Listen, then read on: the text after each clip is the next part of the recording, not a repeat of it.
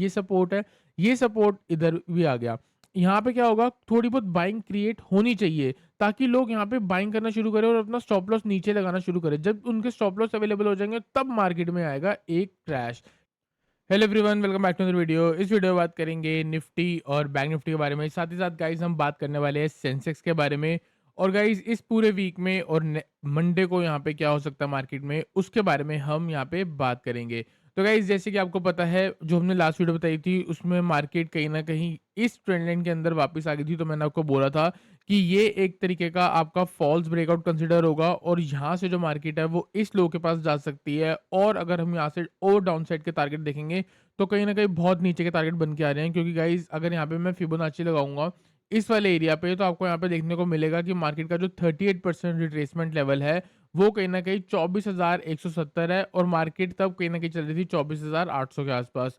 और मार्केट अब आ चुकी है 24,400 के आसपास, तो चांसेस हैं कि एक पुल बैक के बाद वापस मार्केट नीचे 24,170 आ सकती है।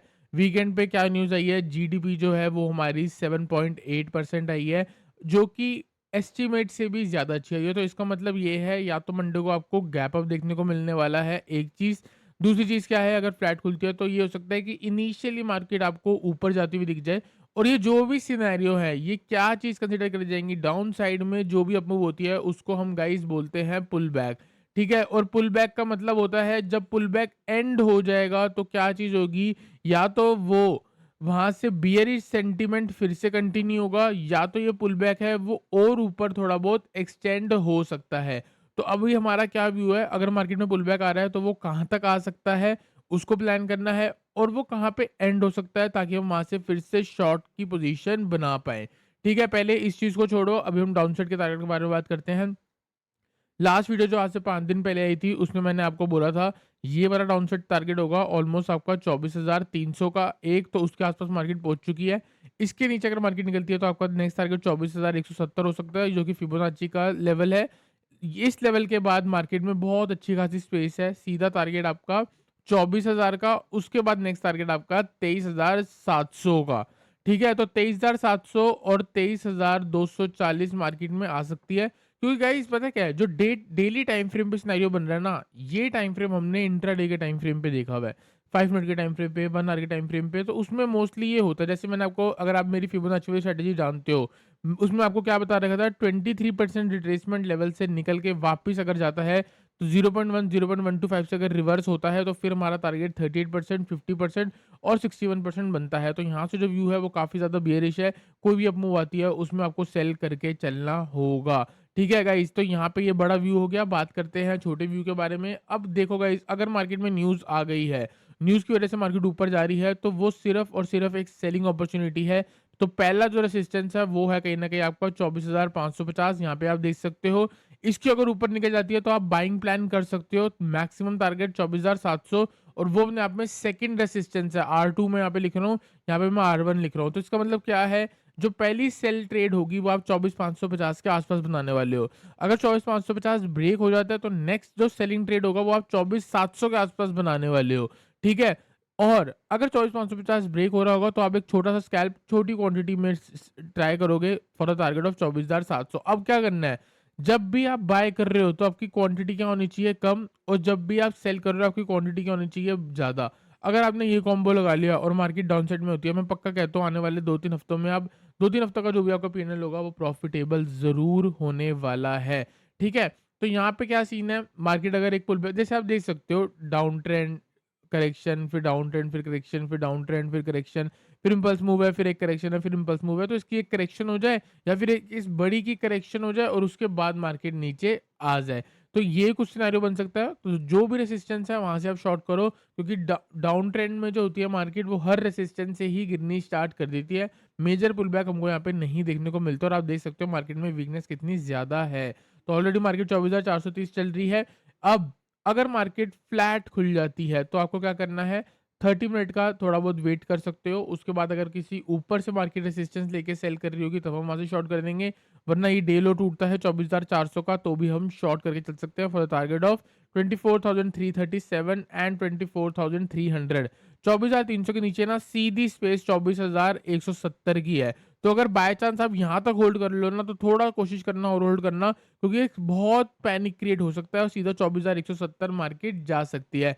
तो एक ट्रेड ये हो गया। बाइंग का जो ट्रेड है ना गाइस, वो 24,550 के ऊपर ही है, क्योंकि यहाँ तक मार्केट सीधा डाउन ट्रेंड में ही रहेगी और यहाँ पे हो सकता है, क्या हो सकता है यहाँ पे देखो, ये सपोर्ट था, यहाँ पे सेलर्स को इनवाइट करा, वापस ऊपर गई, नीचे आई, फिर सेलर्स को इनवाइट करा, फिर अगर यहाँ से ऊपर आके ये सस्टेन हो रहा था, तो हम यहाँ पे ये ज़ूम करेंगे कि बिग प्लेयर ने यहाँ पे अपनी एक थोड़ी बहुत एवरेज करी, बाइंग करी, फिर यहाँ पे थोड़ी बाइंग करी, तो हो सकता है वो यहाँ कहीं से मार्केट यहाँ पे ले जाए और यहाँ कहीं जाके एग्जिट कर दे और फिर मार्केट वापस नीचे आ जाए। तो हमको ये वाली जो मूव है वो कैच कर लेनी है। तो गाइज आई होप आपको निफ्टी एनालिसिस क्लियर हुआ हो। चलते हैं गाइज मार्केट में, बैंक निफ्टी में।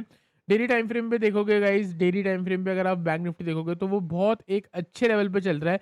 कैसे एक अच्छे लेवल पे चल रहा है, अगर आप देखोगे गाइज, यहाँ पे जो है ना, ये वाला जो लो है बिल्कुल इसी के आसपास चल रहा है और ये लो बहुत ज़्यादा स्ट्रॉन्ग होने वाला है, क्योंकि इसके नीचे ना बहुत सारे रिटेलर्स होंगे जो यहाँ पे मार्केट में सेल करने में इंटरेस्टेड होंगे।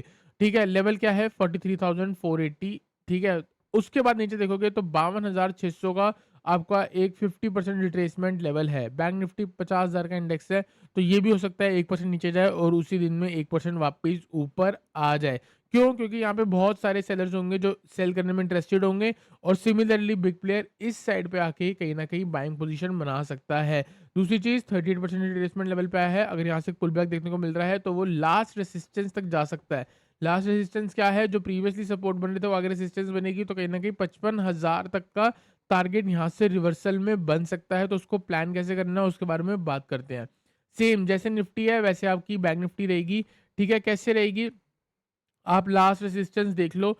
लास्ट रेजिस्टेंस जो इंट्राडे के टाइम फ्रेम पे है वो ये वाला है। वैसे तो नीचे है, पर यहाँ पे हम क्या एज्यूम करेंगे कि जब यहाँ पे मार्केट में डे लो ब्रेक हुआ तो किसी ने इधर बाय करा, तभी प्राइस वापस ऊपर आया, फिर वापस नीचे आया। अब देखो यहाँ पे मैं बाइंग साइड का क्यों बोल रहा हूँ, क्योंकि गाइस न्यूज़ आई है। अगर न्यूज़ आई है और मार्केट यहाँ की खुलती है तो इसका मतलब इस लेवल पे किसी ने बाइंग करी होगी, जो यहाँ पे उसको प्रोटेक्ट करेगा और मार्केट को वापस ऊपर भेजने में पैसा लगाएगा। तो हम यहाँ पे क्या करेंगे, जब भी मार्केट का ये वाला एरिया ब्रेक होगा 54,100, देखो गाइस मार्केट चल रही है 53,700, जब तक मार्केट 54,100 के नीचे चल रही है तब तक आप सिर्फ और सिर्फ सेल के बारे में सोच सकते हो। 54,000 के आसपास आप चाहो तो शॉर्ट की पोजीशन बना सकते हो, लेकिन 54,100 अगर ब्रेक हो गया तो आपको एक रिवर्सल प्लान करना पड़ेगा, बाइंग साइड में आपको आना पड़ेगा।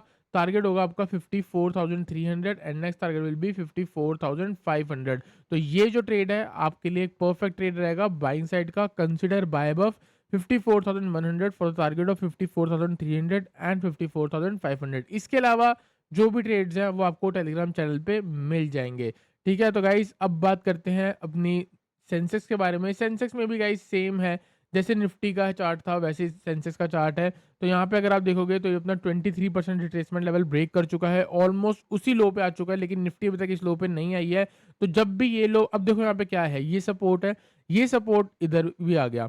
यहाँ पे क्या होगा, थोड़ी बहुत बाइंग क्रिएट होनी चाहिए ताकि लोग यहाँ पे बाइंग करना शुरू करें और अपना स्टॉप लॉस नीचे लगाना शुरू करें। जब उनके स्टॉप लॉस अवेलेबल हो जाएंगे तब मार्केट में आएगा एक क्रैश। ठीक है, तो हम सेंसेक्स में कल के लिए न्यूट्रल है, जहां हमको ट्रेड मिलेगा हम वहां ट्रेड करने वाले हैं। ठीक है, तो जैसे कि आप 15 मिनट के टाइम फ्रेम पे चलोगे तो आपको यहाँ पे क्या देखने को मिलेगा कि मार्केट पूरे दिन तो थी थोड़ी बहुत साइडवेज ही थी, तो मतलब कहीं ना कहीं इस लेवल पे भी यहाँ पे लोगों ने बाइंग करी होगी, नीचे स्टॉप लॉस अवेलेबल हो गए तो वापस नीचे आ गई। ठीक है, तो यहाँ पे हम क्या करने वाले हैं, सेम जैसे निफ्टी और बैंक निफ्टी का बना है, इस ही डे हाई के ऊपर 80,400 के ऊपर जब सेंसेक्स निकलेगा तो ही बाइंग के बारे में सोचना है, वरना बाइंग के बारे में नहीं सोचना। यहाँ कहीं से मार्केट वापस आ रही है तो आप सेल कर सकते हो, थोड़ा बहुत ऊपर आके वापस आ रही है तो आप सेल कर सकते हो, लेकिन अगर ऊपर आते आते ये ब्रेक हो जाएगा तो यहाँ पे शॉर्ट कवरिंग मूव आ जाएगी और सीधा टारगेट आपका 80,700 एंड एक राउंड लेवल आपका सीधा 81,000 तक का रह सकता है। अगर न्यूज स्ट्रांग रही तो आपको जरूर यहाँ से मार्केट 81,000 जाती हुई दिख जाएगी 1 से 2 दिन के अंदर। और अगर न्यूज स्ट्रांग नहीं रही तो वो सिर्फ और सिर्फ एक सेलिंग अपॉर्चुनिटी है, और कहाँ सेल करना है वो मैंने आपको ऑलरेडी बता दिया है। जैसे ही मार्केट में एक पुल बैक के बाद लोअर लो की फॉर्मेशन लग जाए, आप आंख बंद करके शॉर्ट करो, जो भी डे हाई लगा होगा वहां पे स्टॉप लॉस लगाओ, सीधा टारगेट आपका 79,700, नीचे टारगेट 79,500 और उसके बाद टारगेट आपका कहीं ना कहीं 79,000 का रह सकता है। तो गाइज आई होप आपको निफ्टी सेंसेक्स और बैंक निफ्टी सेंसेक्स क्लियर हुआ हो। वीडियो चलिए वीडियो लाइक करना, चैनल को सब्सक्राइब करना।